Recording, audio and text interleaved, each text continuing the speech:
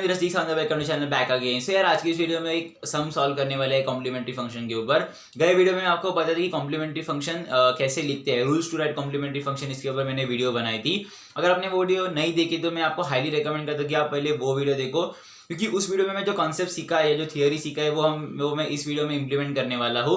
तो आपने अगर वो वीडियो देखे तो ये वीडियो में आपको समझ में आएगा, थोड़ा अच्छा क्लियरिटी आएगा इस वीडियो में जो सम सॉल्व करेंगे तब। आप क्रोनोलॉजी समझ लीजिए। और मैं आपको अगर कोई चैनल पे नया है तो यार मैं बोलना चाहता हूँ कि यार हमने एक नई सीरीज चालू की है, linear differential equation with constant coefficient. तो ये वीडियो उस सीरीज का कंटिन्यूएशन है। इसके पहले भी हमने दो प्लेलिस्ट कर रखे हैं। मैथमेटिक्स में हमने linear differential equation with first order and first degree, इसके ऊपर मैंने पूरी प्लेलिस्ट कंप्लीट करके रखी है। तो अगर आपको वो प्लेलिस्ट एक्सेस करनी तो आई बटन पे क्लिक करो तो मिल जाएगा। डिस्क्रिप्शन बॉक्स में मैंने प्लेलिस्ट का सारे लिंक दे के रखे, या फिर चैनल के प्लेलिस्ट के सेक्शन में जाके भी आप वो प्लेलिस्ट है वो एक्सेस कर सकते हो। पर फिलहाल के लिए इस वीडियो को हम शुरू करते हैं।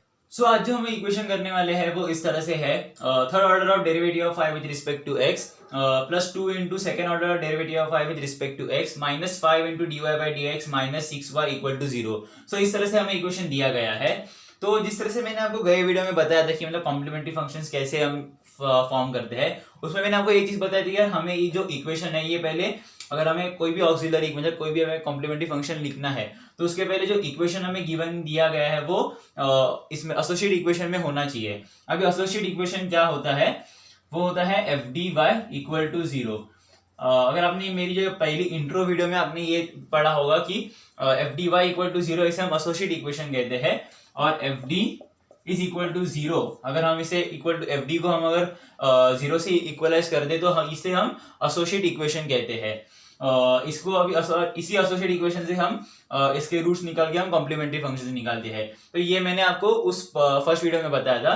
तो अभी से अगर आप भूल गए तो मैंने रिकैप बता दिया शॉर्ट में। अगर आपको डिटेल में पढ़ना है तो आप फर्स्ट वीडियो में आप जाके देख सकते हो। प्लेलिस्ट की लिंक भी मैंने जिससे बोला है कि डिस्क्रिप्शन बॉक्स में मैं, और इसमें आई बटन पे क्लिक करो तो वहां से भी आपको वीडियो मिल जाएगी। सो अभी हमें पहले तो इस पूरे इक्वेशन को देखेंगे। तो ये पहले तो सबसे पहले एसोसिएट इक्वेशन में लाने के लिए ये जो पूरा इक्वेशन है ये डिफरेंशियल ऑपरेटर में होना चाहिए। इसमें अगर आप कोई इस इक्वेशन में देखो तो डिफरेंशियल ऑपरेटर नहीं है। अभी डिफरेंशियल ऑपरेटर क्या होता है ये भी मैंने आपको गए 2-3 वीडियो में आपको सुना होगा। तो भी अगर किसी ने अगर नहीं पता है या फिर भूल गए होगे तो डिफरेंशियल इक्वेशन क्या होता है, अगर समझो d y by d x ये एक differentiation of y with respect to x ये टर्म है। तो यहाँ पे डिफरेंशिएशन ऑपरेटर क्या होता है, डिफरेंशियल ऑपरेटर क्या होता है d बाई डी एक्स। ये d बाई डी एक्स ये है डिफरेंशियल ऑपरेटर, और इसे ये जो बड़ा d है कैपिटल D इसे हम कहते हैं डिफरेंशियल, इसे हम डिफरेंशियल ऑपरेटर कहते हैं। तो यहाँ पे d और d यहाँ पे जो y होता है वो y सेपरेट रह जाता है, तो कभी भी इसको ये मल्टीप्लाइड नहीं होता है। ये सिर्फ डी बाई डी एक्स को रिप्रेजेंट करता है, ऐसा जो कैपिटल डी है वो सिर्फ डी बाई डी एक्स को रिप्रेजेंट करता है। वो एक डेरिवेटिव डिफरेंशियल ऑपरेटर है, वो मल्टीप्लाई नहीं किया गया है। तो ये आप जो कहते हैं ये बहुत सारे स्टूडेंट्स को मिसकन्फ्यूजन होता है। तो मैंने ये अभी क्लियर कर दिया कि ये जो y है ये मल्टीप्लाइड नहीं है d के साथ, ये d डेरिवेटिव रिप्रेजेंट करता है, ये डिफरेंशियल ऑपरेटर रिप्रेजेंट करता है। तो ये मैंने आपको इसमें बता दिया। अभी हम सम्स की तरह ये रफ कर देता हूँ और हम सम की तरह मूव करते हैं। सो हमें पता चल गया कि डिफरेंशियल ऑपरेटर कैसे लिखते हैं। तो अभी मैं राइट से चालू कर दूंगा जिससे कि हमें सिंप्लीफाई हो जाए और हमें आसानी से समझ में आ जाए। तो अगर d y by d x, तो d y by d x के लिए डिफरेंशियल ऑपरेटर कैसे आ जाएगा, डी वाई यहाँ पे मतलब ये जो टर्म है जिससे से मैंने बताया डी बाई डी एक्स है ना, ये डिफरेंशियल ऑपरेटर डी जो कैपिटल डी में रिप्रेजेंट हो जाएगा और y जैसे है वैसे ही रहेगा। अभी हम लोग यहाँ पे सेकेंड ऑर्डर के लिए लेते हैं तो डी वाई स्क्वायर इस तरह से लेते हैं। तो इसका डिफरेंशियल ऑपरेटर कैसे आता है, d square by y, d square into y. और इसका हम कैसे लेते हैं, अगर मुझे इसका लिखना है एक्स क्यूब तो यहाँ पे हम इस y को हम साइड में रखेंगे और सिर्फ हमें ये पार्ट लेना है। और यहाँ पे देखेंगे तो डिफरेंशियल ऑपरेटर की डिग्री यहाँ पे 3 है। ये देखो यहाँ पे ये 3 है ना, 3 बार इसकी ऑर्डर 3 है। तो हमें जो डिफरेंशियल इक्वेशन जो डिफरेंशियल ऑपरेटर का जो डिग्री आएगा वो क्यूब आएगा, डी क्यूब वाई आएगा। सो इस तरह से इक्वेशन आ जाता है। तो मैं इस इक्वेशन को हम 1 मान लेते हैं और इस इक्वेशन को हम 2 मान लेते हैं। तो देयरफॉर फ्रॉम 1 and 2 मैं ये जो सारे वैल्यूज है वो सब्स्टिट्यूट कर दूंगा। तो अभी आपको बताता हूँ सब्स्टिट्यूट करके। सो इस तरह से इक्वेशन आ जाता है जब हम लोग फ्रॉम इक्वेशन 1 and 2 यहाँ पे मैंने जो भी सब्स्टिट्यूट किया, इसके बदले मैंने ये सब्स्टिट्यूट किया, इसके बदले मैंने d square into y substitute किया है। तो इस तरह से मैंने सब्स्टिट्यूट करने के बाद इस तरह से हमें इक्वेशन आ जाता है। तो अभी अगर हम एसोसिएट, ये जो हमारा एसोसिएट इक्वेशन है FD, तो ये FD क्या दिखाता है? FD एक पॉलिनोमियल है, जिससे मैंने इंट्रोडक्शन वीडियो में बताया कि FD है ये एक पॉलिनोमियल है जिसकी जो अलग अलग ऑर्डर्स होते हैं डिफरेंशियल ऑपरेटर के अलग अलग सम ऑफ डिफरेंशियल ऑपरेटर, इसे हम FD से रिप्रेजेंट करते हैं। अगर आपको ये पूरा क्लियर कॉन्सेप्ट पढ़ना है तो आप इंट्रोडक्शन वीडियो देख लो, उसमें आपका जो भी मतलब अगर ये कंफ्यूज लग रहा है तो वो वीडियो देख लेना। उस वीडियो में मैंने सारी चीजें डिटेल में एक्सप्लेन किया है। तो अभी मैं यहाँ पे शॉर्टकट एक्सप्लेन करूँ जिससे कि आपको याद आ जाए क्योंकि हाँ ये किया था करके। तो अभी हमें इस फॉर्म में लाना है। तो यहाँ पे देखो, यहाँ पे हम y को कॉमन ला सकते हैं और ये जो पूरा, और हम इसको FD into y equal to 0 इस तरह से हम रिप्रेजेंट कर सकते हैं। सो देयरफॉर इस तरह से इक्वेशन आ जाता है जब हमने पूरे y को हमने पूरा कॉमन ले लिया रहेगा।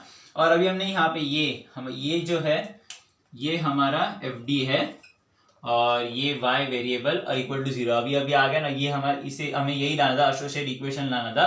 और हमें पता है कि अगर इस FD इक्वल टू 0 इसको अगर हम इक्वल टू 0 इसको इक्वल टू 0 कर दे तो इसे हम ऑक्सिलरी इक्वेशन कहते हैं और हमें ऑक्सिलरी इक्वेशन से ही CF मिल जाता है। सो देयरफॉर अभी हम इक्वेट कर देंगे। देयरफॉर इस तरह से हमें इक्वेशन आ जाता है। तो मैं अभी इस इक्वेशन को मैं 3 मार्क कर लेता हूँ, इस इक्वेशन को 4 मार्क कर लेता हूँ और ये हमारा ऑक्सिलरी इक्वेशन है।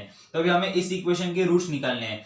तो इसमें दो वे से जा सकते हो। अगर आप ट्रेडिशनल मेथड से भी जा सकते हो या फिर अभी सबके पास कैलकुलेटर रहेगा, इंजीनियरिंग स्टूडेंट्स है तो यहाँ सबके पास कैलकुलेटर होता है, साइंटिफिक कैलकुलेटर। तो उस कैलकुलेटर की हेल्प से आप रूट्स निकाल सकते हो जिससे कि आप बहुत ही फास्ट रूट्स निकाल सकते हो। तो अगर आपको नहीं पता तो मैं आपको एक्सप्लेन करूंगा कि मतलब कैसे रूट्स निकालने के हैं। सो अभी हमें जो भी रूट के इक्वेशन है वो हमें निकालने हैं। पीछे का साइड थोड़ा ब्लर हो चुका है, मुझे पता है कि मतलब यहाँ पे ये जो कैलकुलेटर है वो मुझे फोकस करना था। तो अभी अगर हमें इसके जो रूट्स निकालने तो किस तरह से निकालेंगे, अभी हमें पहले जाना कहाँ है। पहले हम अगर मैं एक बताता हूँ आपको। तो गाइस मैंने जो भी हमें रूट्स निकालने तो मैंने आपको इस बार एक्सप्लेन करूँगा कैसे हम रूट्स निकालते हैं इक्वेशन के। जो क्वाड्रेटिक इक्वेशन या फिर क्यूबिक इक्वेशन उसके हम कैसे उसके रूट्स कैसे हम निकाल सकते हैं। तो उसके लिए हम क्या करेंगे, पहले अगर ये जो हमारा होम स्क्रीन होता है तो उसके बाद में हमें क्या करना है, पहले हमें मोड बटन पे क्लिक करना है।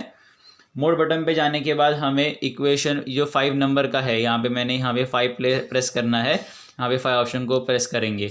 उसके बाद में हमें 4 नंबर क्लिक करना है जो 4th ऑप्शन है कि हमारा क्यूबिक है। अगर हमारा क्वाड्रेटिक होता तो हमें 3 ऑप्शन क्लिक करना है। तो अभी हम 4th ऑप्शन पे क्लिक करने का हमें क्यूबिक इक्वेशन चाहिए। सो अभी हमें इक्वेशन जो नंबर्स है वो डालते जाने हैं। अभी हमारा जो इक्वेशन क्या होता है, d³ + 2d² - 5d - 6 = 0 इस तरह से है। तो अभी हम क्या करना है कि d³ के बदले हमें d³ का जो कांस्टेंट है वो 1 है तो हम 1 डालेंगे a के इसमें। b में इसमें d² के साथ कौन सा कांस्टेंट है, 2 है तो हम यहाँ पे 2 डालेंगे। उसके बाद में d के साथ जो सिंगल पावर d की उसके साथ कोएफिशिएंट क्या है, -5 तो हम -5 डालेंगे। और d हमारा -6 है जो कांस्टेंट होता है और इक्वल टू प्रेस करते जाएंगे। एंटर करने के मतलब अब वैल्यू एंटर करते हैं उसके हमें इक्वल टू प्रेस करते जाना है और इस तरह से वो आगे स्लाइड होते जाएगा। अगर आपको कुछ एरर आ रहा है तो आप यहाँ पे ऐसे ये जो आपको ऑपरेटिंग दिए है एरो कीज दिए है उससे आप टॉगल कर सकते हो जो भी ABCD वैल्यूज़ के बीच में। तो अभी मैंने तो सारे वैल्यूज़ एंटर कर लिए है। उसके बाद में आपको जो इक्वल टू साइन है इस पर आपको प्रेस करना है और वो आपको आंसर दे देगा। तो हमारा जो फर्स्ट रूट है वो है 2, सेकेंड रूट है हमारा -1 और थर्ड रूट है -3।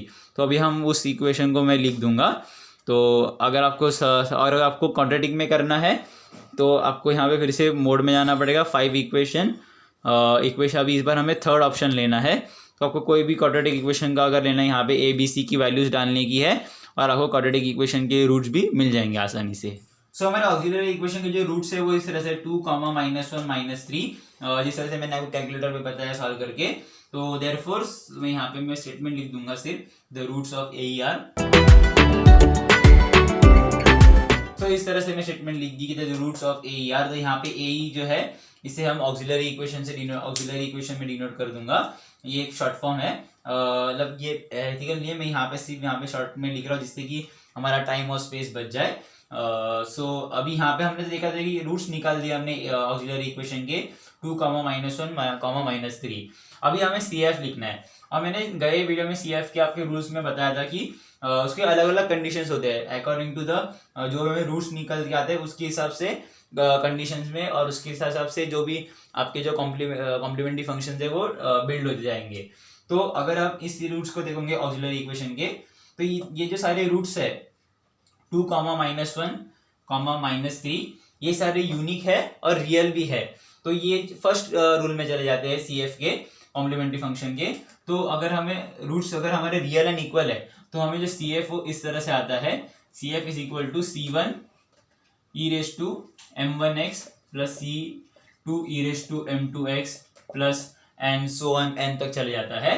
तो वो मैंने गए वीडियो में आपको फॉर्मूलाज लिख के दिए हैं सारे। सो देयरफॉर अगर मुझे अभी इस ऑक्सिलरी इक्वेशन के लिए मुझे अगर CF लिखना है तो वो क्या आएगा, तो C1 हमारी m1 की वैल्यू पहली तो 2 है, या किसी भी रैंडम, अगर आपको -1 आ रहा है पहले -2 आता है, वो सब कुछ नहीं है, आपको रैंडम लिखना था आप रैंडम लिख सकते हो वैल्यूज। मतलब यहाँ पे -1 में पहले लिख दो या फिर 2 लिख दो, ऐसा कुछ कंपलसरी नहीं कि 2 ही पहले आना चाहिए। -1 अगर आपने पहले लिख दिया तो भी ठीक है। तो e raise to 2x plus C2 e raise to -1x plus C3 e raise to -3x। So ये है हमारा CF। ये हमारा जनरल सॉल्यूशन भी है, क्योंकि मैं अगर आपको यहाँ पे पार्शियल इंटीग्रल है, पार्शियल सॉल्यूशन है, मैंने आपको एक्सप्लेन नहीं किया है। तो वो एक x फैक्टर होता है, इसके आगे हमें एक x कोई तो टर्म मिल जाता है, उससे हमें उसका हमें पार्शियल सॉल्यूशन निकालने का होता है, और ये CF और PI मिलके एक जनरल सॉल्यूशन मिलता है। बट हमारा जो यहाँ पे जो एसोसिएटेड इक्वेशन के बाद 0 है तो इक्वल टू 0 है, तो FDy इक्वल टू 0 है, तो जो x है वो 0 हो जाता है, इसलिए पार्शियल इंटीग्रल है वो भी 0 हो जाता है, और इसके वजह से जो हमारा जो ये CF है यही इस पूरे इक्वेशन का जनरल सॉल्यूशन बन जाता है। सो देयरफॉर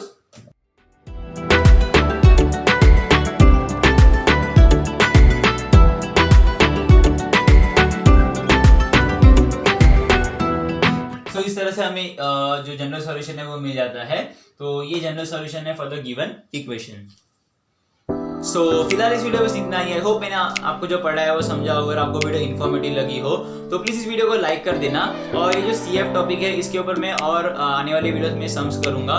तो इस चैनल को सब्सक्राइब कर देना, बेल आइकन को भी क्लिक कर देना, जिससे कि आपको नई नई वीडियोस की नोटिफिकेशन मिल जाए। तब तक के लिए सी या have a good day, stay